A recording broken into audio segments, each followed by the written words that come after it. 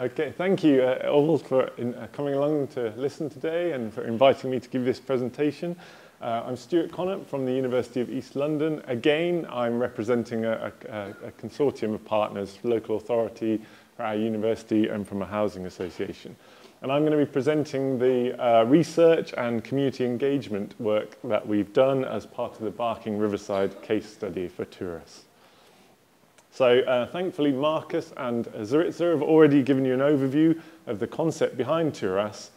My particular interest is in the green infrastructure, nature-based solutions, and how they can be embedded into city planning, the barriers that are preventing green infrastructure rollout, the drivers that you can tap into to have broader rollout, and particularly looking at how you maximize the value of green infrastructure, how you maximize the ecosystem services, and my own particular interest is how you maximize the biodiversity benefits. So you're not just putting green solutions in, you're making sure they're suitable for local biodiversity.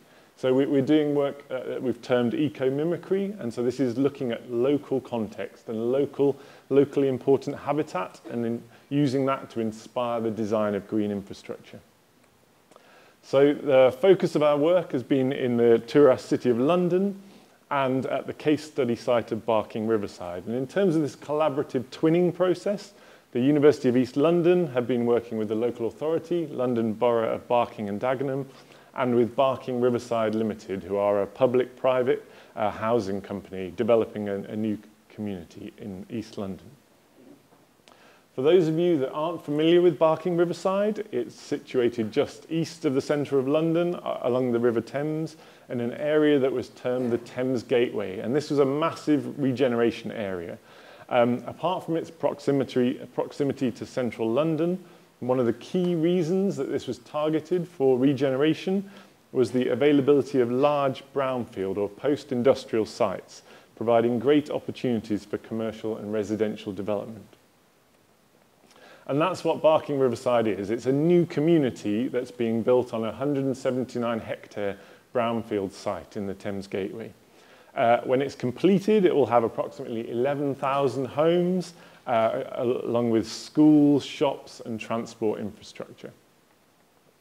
And when we mention brownfield sites, there's been discussion already about derelict sites. This is the kind of image that's conjured in most people's minds.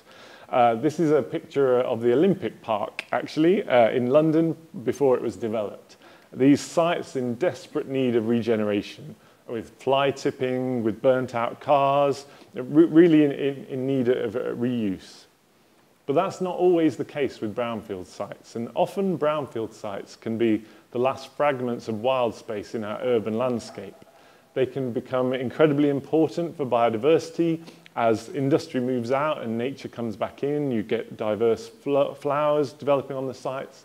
They can become really important for insect populations, for birds, for bats, and they can also be really important sources of ecosystem services for urban areas.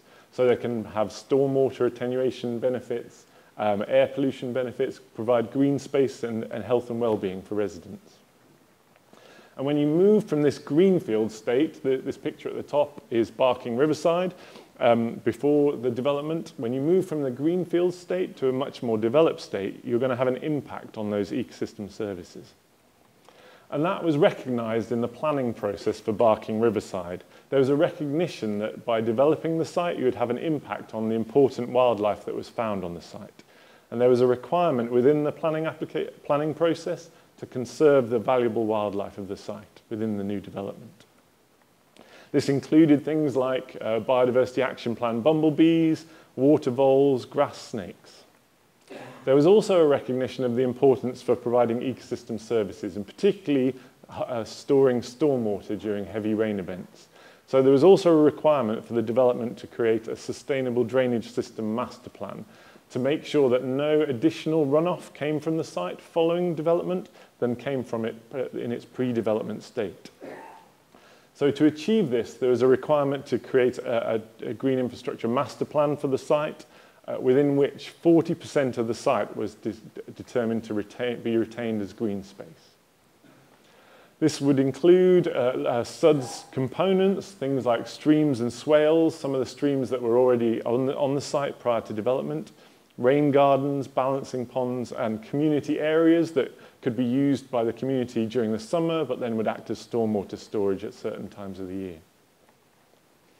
And in terms of our involvement as a university and the research that we were doing, we got involved looking at how you design this green space, how we can maximize the ecosystem service value of the green space, and particularly how you can conserve the biodiversity associated with the site in the post-development state of the site. So we set up a phase 1 green roof experiment where we looked at how, if you manipulate different aspects of green roof design, like the depth of substrate, the type of flowers on the roof, you can affect ecosystem service performance. So how much water you can store and what kind of biodiversity you can store. And then we moved this a stage further and we started to move away from traditional green roof design to look at whether you can put additional habitat features at roof level. So we took inspiration from the neighbouring brownfield site and took habitat features that were typical of the brownfield site and tried to recreate them on roof level. And we have a PhD student who's here today who's been monitoring them to look at the added value for biodiversity. We also started doing the same at ground level. So we looked at the ground level urban landscaping. So we looked at traditional urban landscaping design principles, but to try to look whether we could incorporate brownfield habitat features into that landscaping. So keeping aesthetically pleasing landscaping, but providing more functionality for biodiversity, particularly for insects. And the culmination of this was that we were able to provide design guidance for the developers, for the landscape architects, and for the architects at the site. And it even led to the site winning an award for integrated habitats design for the biodiverse habitats that they've started rolling out across the site. But this isn't the only innovation that's been done on the site. They're also looking at social innovation. A part of the development processes of the site, they're creating a community interest company. So this is a company that will manage certain aspects of the site once development's completed.